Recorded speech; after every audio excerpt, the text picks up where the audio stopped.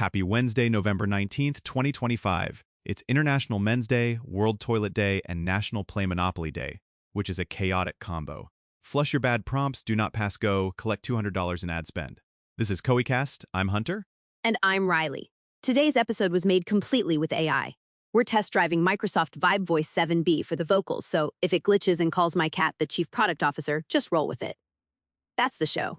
Sometimes it gets weird. We keep it. Today we're digging into 3 practical drops. Google's Gemini 3 with that deep think mode on deck, Meta's Sam 3 stepping into full video segmentation with text prompts, and Octane AI's CORE-1 pushing agentic commerce beyond static quizzes. We posted a breakdown on the blog yesterday, but let's get into how to actually wire this into real workflows. Okay, first big question. Gemini 3's deep think. It's pricier and slower. What should teams actually call it for so they don't light money on fire? Prioritize high-leverage reasoning. My shortlist, multi-doc market research synthesis, cross-channel creative briefs that merge text plus visuals plus structured data, deduping messy product taxonomies before a campaign, and compliance pre-checks for tone and claims. Also, media plans that span budget allocation, audience hypotheses, and experiment design. Yes, and on the creative side, script bibles and content calendars that collapse 6 meetings into one artifact. Think pull the trends, storyboard beats, asset list, and shop priorities in one pass. Guardrail it only route to deep think when the campaign budget or asset count crosses a threshold. Everything else stays on the cheaper, faster model. Exactly. Use a router. Default Gemini 3 for day-to-day. Escalate to deep think only when impact is clear, like seasonal launches, tentpole videos, or multi-language expansions. All right, Sam 3. Text-to-object segmentation across long video sounds like heaven. Real talk, what accuracy and frame-to-frame consistency should folks expect? And how painful is the GPU bill? Realistic expectations, great on clear subjects and steady motion. It'll drift on fast cuts, occlusions, and tiny objects. Plan keyframe refreshes every few seconds, reprompt on scene changes, and smooth with optical flow or motion vectors. For consistency, lock object IDs and reconcile masks on shot boundaries. Cost-wise, budget for GPU time proportional to resolution and duration. Batch 1080p reels? Reasonable. 4K product films with lots of tiny details? That's where costs spike. A practical pattern. Run detection at lower res for tracking, then pull high-res masks only on hero frames or where overlays land. You'll cut spend without losing quality where it counts. And cache everything. If you're reusing footage for multiple edits, persist masks and tracks so you don't rerun the entire pipeline. For teams without ML engineers, how do you get Gemini 3 plus Sam 3 live fast? Gemini 3 via AI Studio or Vertex AI, hit it from N8N, Pipedream, Make, or Zapier with HTTP nodes. For Sam 3, look at hosted wrappers that will pop up on Replicate, Base 10, and Modal or RunPod for quick deployments. RoboFlow Inference for vision plumbing, Retool or Bubble for light internal UIs, and keep FFmpeg in the loop for video pre-post. I'd add Vercel AI SDK for a clean model adapter layer, and LangChain or Llama Index if you need retrieval with brand and product context. For ecom, wire Octane AI to Shopify, Klaviyo, and your CDP through Segment or RudderStack, then orchestrate with N8N. Ship the scrappy version in a week. Closed hosted models versus open self-hosting. How do we balance speed with control, brand safety, and vendor lock-in? Hybrid. Use hosted models where UX and time to value are king, copy ideation, planning, search-like tasks. Self-host or open source where the transformation is critical to brand safety or repeatability, like segmentation, watermark removal prevention, or tone enforcement. Keep your prompts and schemas in your repo, not hard-coded to one vendor. Plus a contract. Define data handling, retention, and model training opt-outs with vendors. Abstract with a driver pattern so you can swap Gemini, Claude, or Grok underneath without nuking your workflows. Speaking of agentic tools, Octane AI's CORE-1 can change experiences in session.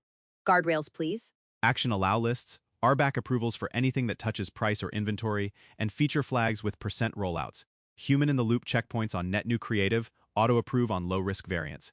Full audit logs, prompt, inputs, outputs, user ID, timestamp, and what changed. And a hard kill switch. Also set guardrails for claims, sensitive categories, and data usage. Real-time monitoring. Anomaly detection on conversion and bounce. If it spikes, roll back automatically. Give merch and CX teams a Y view show the rule or signal that triggered the change. Quick pit stop on the rest of the AI world because it matters for planning. NVIDIA smashed earnings again around 90% year-over-year last quarter, with Jensen basically saying big tech isn't overbuilding AI infra. Translation, compute isn't slowing. Prices might not collapse, but capacity should keep improving, which helps the Sam 3 crowd. XAI is reportedly chasing a $15 billion raise at a $230 billion valuation, aiming to scale Grok and more compute. If you're betting on Grok, it's getting sharper, especially in technical and biomedical reasoning, but the API story is still maturing, so don't anchor a production pipeline to it yet. And there's momentum in DC toward unified federal AI standards instead of state patchworks. If that happens, it could simplify compliance for marketers, one set of rules versus 50, but expect political noise around content moderation and woke AI talking points. Net, more compute, more competition, maybe clearer rules. Good conditions to build, but keep your architecture portable so you can pivot models as the ground shifts. Love it. All right, how do we prove ROI on these automated creative workflows? Track a few buckets. Quality pairwise win rate of AI variants versus human baseline, with ELO scoring, speed, time to first draft, and time to publish, cost, dollars per approved asset, and GPU minutes per minute of output. Impact, conversion lift, CTR, AOV, and downstream retention. Reliability, error rate, hallucination rate, escalation rate to human. And editor acceptance rate. If your human reviewers approve 80% of AI drafts with light edits, that's real. Also track creative diversity. How many distinct concepts per brief, not just permutations. Zero-party data syncs from agentic quizzes. What's the reliable pattern? Webhooks into an event bus like Segment or RudderStack, upserts into your CDP with stable customer IDs, then push traits to CRM and email.sms. Use schema versioning with a migration plan, and idempotune right so retries don't double count. Keep latency low with lightweight functions and regional endpoints. And store raw plus normalized raw for BI, normalized for personalization. Consent and provenance when you're segmenting or generating assets. Get clear UX consent for how content will be used and transformed. Respect takedowns. Attach provenance with C2PA where you can, and label synthetic media in your DAM. Keep originals, edits, prompts, and masks in an audit trail. Avoid reconstructing copyrighted or trademark-heavy material without explicit rights. And don't train on customer uploads unless they opted in. Model swap readiness. What abstractions help you pivot providers without breaking campaigns? Adapter layer with a common interface, prompt in, JSON out, then drivers for each provider. Centralize prompt templates and system messages in a database with versioning. Feature flags for providers, and a router that can do canary rollouts and performance-based routing, health checks, timeouts, and fallbacks. And an offline eval harness so you can regression test new models on your own data before going live. Last one, what stabilizes first? Real-time video segmentation, long-form multimodal reasoning, or cross-channel agent orchestration? I think segmentation stabilizes first because the problem is scoped and open models like SAM3 let the ecosystem harden quickly. Long-form reasoning gets solid in premium tiers but will stay expensive, so teams will use it surgically.